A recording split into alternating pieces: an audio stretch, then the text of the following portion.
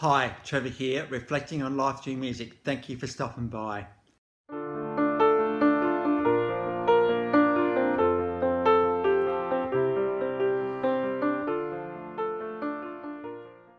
Well, come in again. You're very, very welcome. I trust you enjoyed my last video on band Chumbawamba, and through the song I Get Knocked Down, but I Get Up Again. We looked at the power of human resilience, and there's a little bit of a parallel to the TV show that we're actually looking at today.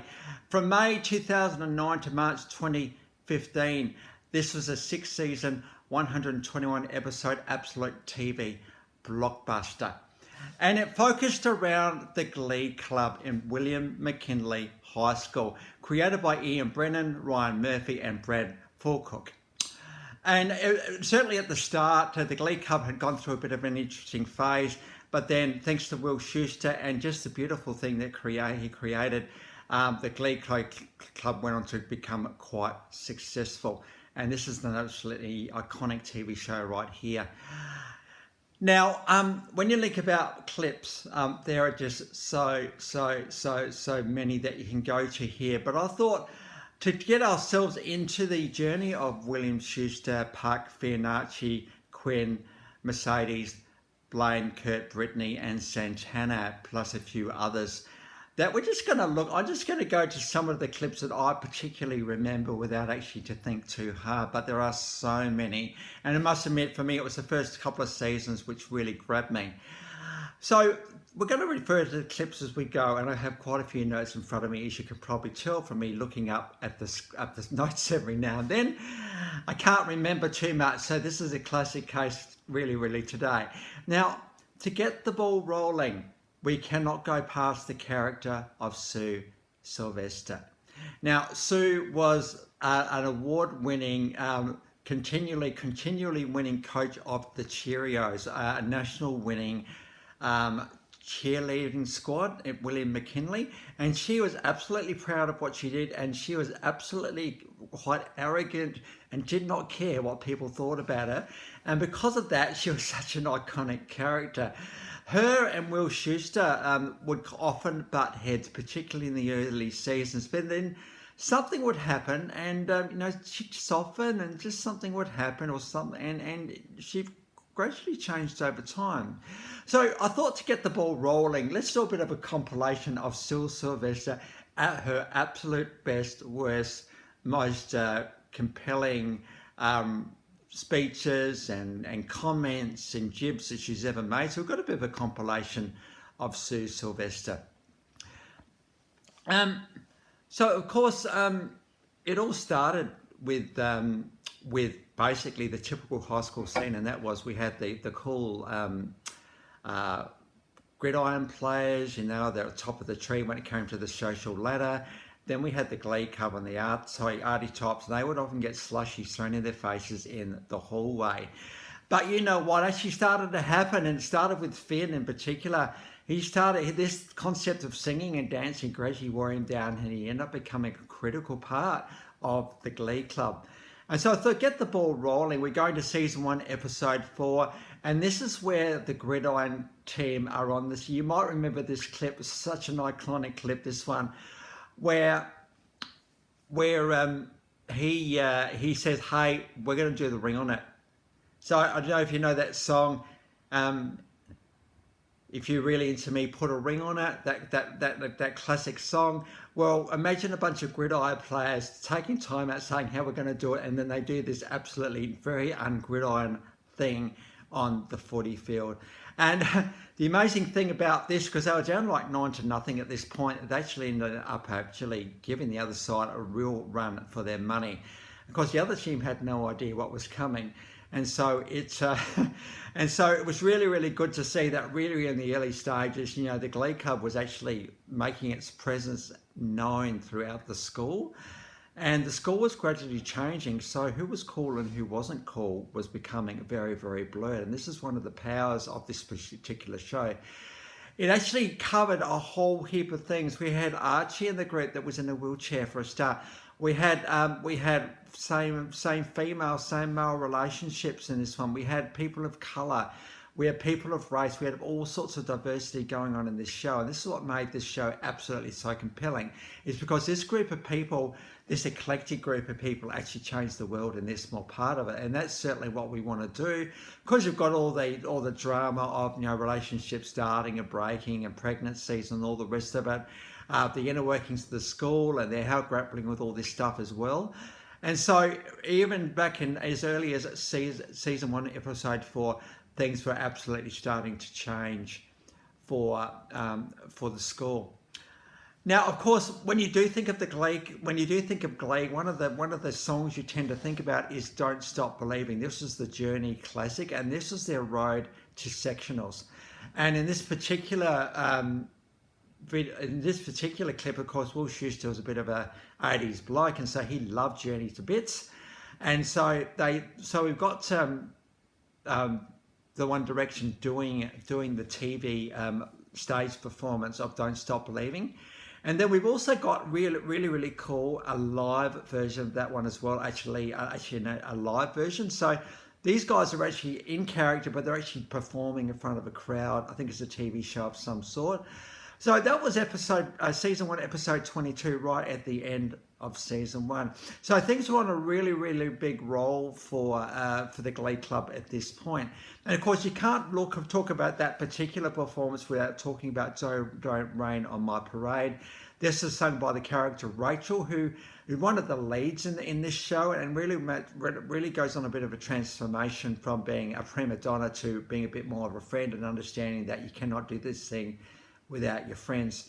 And so Leah Michelle, who played the role of Rachel Berry's got an absolutely stunning voice. And "Don't Rain on My Parade" comes from Funny Girl, which is a Barbra Streisand classic. And this is a song that Rachel always wanted to sing, and boy, does she sing it in this particular performance. Absolutely stunning. I think it's a classic case is that competition allowed for soloists to do their thing, and so they thought they'd give Rachel a bit of a go. But the whole team is judged. But this is an absolutely stunning performance of "Don't Rain on My Parade." The transformation of Rachel is nothing short of staggering, and she goes from being a bit of an outsider to almost one of the cool kids in this school, just because she lets people know how she's going and how she's feeling, and enables everybody else to do the same thing. So we see a transformation of Rachel Berry over the 5 seasons, absolutely. Also, what was going on at the same time, we have Will Schuester and Emma Pillsbury. Now, Will Schuester was the Glee Club coach, teacher. Emma Pillsbury was the student counsellor. And of course, this was a bit of an on-off relationship thing going on here. They were good around the edges, and they would tease the audience, think, "Are these guys going to get together or not? Oh, come on, can you just get together, for heaven's sake?" Well, in season 1, episode 13, we've actually got "My Life Will Suck Without You." This is a Kelly Clarkson classic, and then again we've got Rachel Berry taking the lead here, but everybody else joining in. And this is a realisation point for Will that he really does like Emma, and he stops her leaving, because he was about to leave because it was all getting a bit much for her. You've got to kind of understand in this particular series that there are a lot of insecure people in this series, and that's what made it so compelling. Human, absolutely. And sometimes it just got a bit too much for people, and people just needed to leave. Well, this is a really stunning parallel clip of, first of all, the Glee Club singing this song, and secondly, what Will is thinking in his mind as he's hearing "My life will suck without you," and what he actually does to convince her to stay. So we've got that clip. We then go to season 2, episode 9, and this is one of the finals, and here we've got "Time of My Life," which of course came from the movie Dirty Dancing. And the prelude to this story was that Will was just going to go with the normal people. Now Rachel was going to take the lead, Finn was going to take the male lead, and it was actually Emma that pulled Will aside and said, "Hang on a minute, there's more to the Glee Club than just 2 or 3 people," and so that forced Will to reconsider and recast people. Obviously, at this point, Rachel got her nose out of joint because she thought she was going to be the lead. But, this is the start of her particular journey of realising that it's so much better being in a group than not. And so we've got, in case Quinn, in this case, A Time of My Life. She looks absolutely beautiful here. And this is the final with the warblers and the hipsters. Now I'll get on to a little bit more about the warblers in a minute. So we've got the TV clip of that one.